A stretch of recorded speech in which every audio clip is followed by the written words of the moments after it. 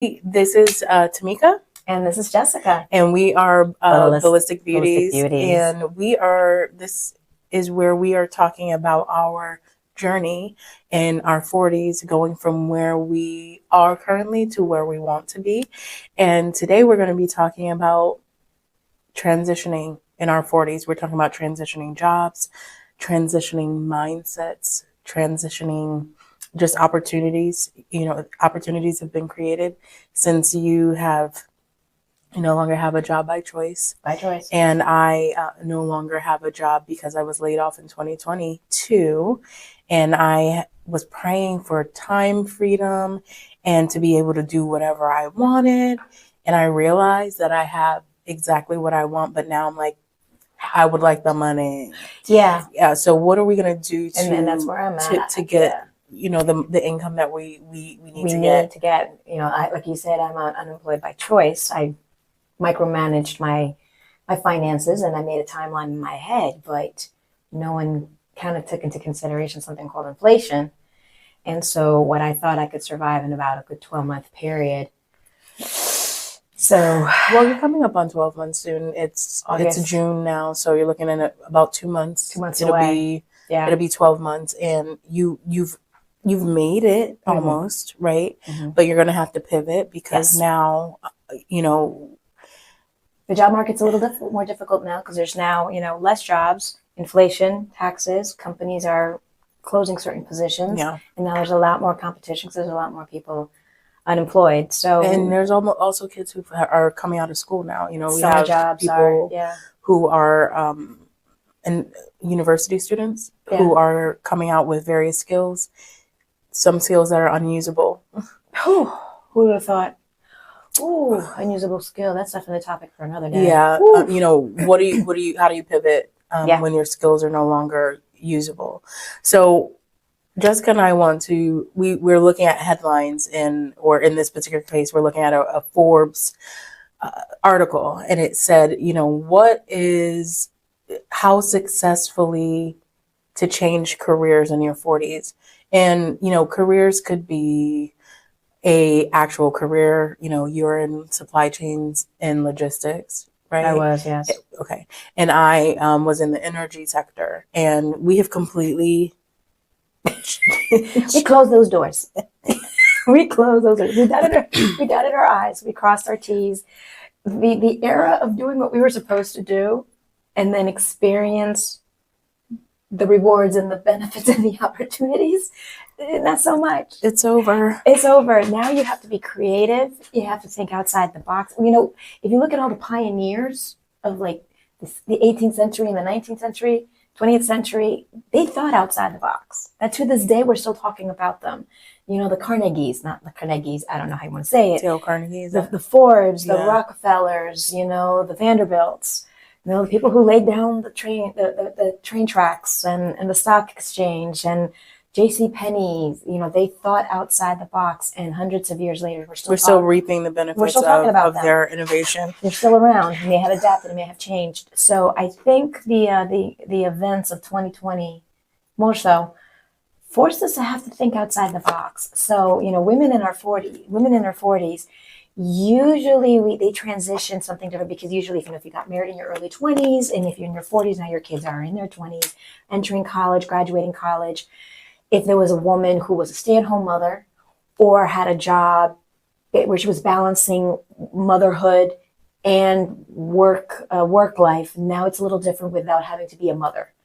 Well, Tamika and I don't find ourselves in that situation. Right, we're in a unique situation, but we're not the only ones. And I believe that there is, how do I say this graciously? I would say myself, because I was one of those, I don't need a husband, I don't need children, I am going to have a passport and a pocket-sized dog, I'm traveling the world, I don't need no kids, they're going to cramp my style. I'm not going to say I woke up, ooh, crap, I really want some kids. Listen, if Janet Jackson had a child at 51, it's going to happen. It's for the rest of us in some way, if it's God's plan for us.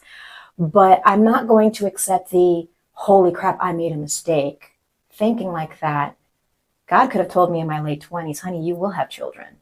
Or, no, I don't want that for you. You will have marriage. Okay, so I believe that there is this population of women 40s is not the end. Right. 50s is not the end. Okay. Right. If 50 is, if 40 is a new 20, we have such an amazing opportunity ahead of us. Listen, we're Christians. Abraham was how many circles around the sun before his child was born? I think Abraham was in his 90s. Okay. And the Bible clearly says how many rotations around the sun before he died? I'm not saying we're going to be. He was like 120. Something like that. I think he might have been 100 and farther up there. Basically, listen. I remember when we were little and we looked at our 50-year-old grandmothers and we're like, oh my God, why is she limping? Women our age, we're deadlifting, we're squatting, we're lifting, we're running, decathlons, marathons. Our bodies are doing things now that didn't happen 20 years ago. Our minds are sharper than they were of the women 20 years ago. So we have these great opportunities ahead of us.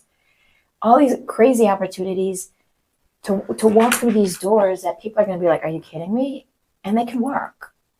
We don't have to go back to an office job. We don't have to be someone's employee. Maybe we can be. Maybe we need it temporarily. AI is upon us. Love it or hate it. Don't be afraid of it. Look how to find ways to make it work for you. Increase your skill sets. Like, this is an opportunity to do something different, out of the norm, out of the unconventional, and be surprised by it.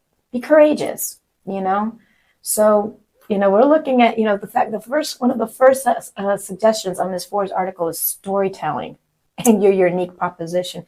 AKA, that sounds to me like start a podcast. Or it could be owning your story. It says here, identify what your core strengths are. Begin by taking stock of your professional strengths, your skill and areas of expertise. Reflect on feedback you've received and identify skills that consistently set you apart. Yeah. And I'm sure AI is going to be it's going to be necessary to help you separate yourself from the mass and increase your value. Absolutely. Figure out your core strengths, figure out how you can serve people. Start to a need and see how AI can help you with it. See, but that's the key with anything. Figure out what the need is and see how you can fulfill that need. Right. And so, that's even in like when we were in school, little kids, we are friends because it's proximal. We are in proximity to one another. So we see each other because we're at school. We see each other because maybe our parents have, orchestrated play dates and stuff like that. Or we grew up together. Mm-hmm. In our particular case, Jessica and I, we grew up in the same town, but we weren't friends until we were adults. We were in the same music program, and I knew about Jessica. I'm not sure if she knew who I was. But we didn't start being friends until we were in our 30s. When we walked into church. But the thing is, God will give you glimpses of what you need. And I thought I saw her at a concert when I was in my late teens. And of this girl, she was just praising God, and that wasn't her, but it was someone that looked just like her. And I'm like, I want to be her friend. And there was just something, she's vivacious and just so beautiful. And it was just someone that I knew I wanted to be a friend with. And here we are. Here she is. And so it happened. And just the way, how we cross paths, how, it's those God moments. And so let's grow with it. And, reading this article here, cultivating a digital footprint sounds like AI to me. Okay. Let's see what it says. Yeah. An essential component of personal branding. And is an online presence. And we have that. Here we go. We have our online presence with our podcast now, building our website, building the digital platforms that we stream on. Developing a positive digital footprint involves strategic actions, and it showcases your professional identity and amplifies your voice in the digital space. Okay, first of all, I just saw optimize your LinkedIn profile. I know you don't like that. She doesn't like LinkedIn. I understand. Okay. I'll read this one. Okay, so optimize your LinkedIn profile to ensure that your LinkedIn profile is comprehensive with a professional photo, detailed work experience, and endorsement from colleagues and clients. Use keywords that are relevant to the industry to improve your visibility in searches. I'm already nauseous. I'm sorry. I am sorry. I'm grateful for this, but Tamika and I, we laugh about this. Monitor your digital footprint, online presence.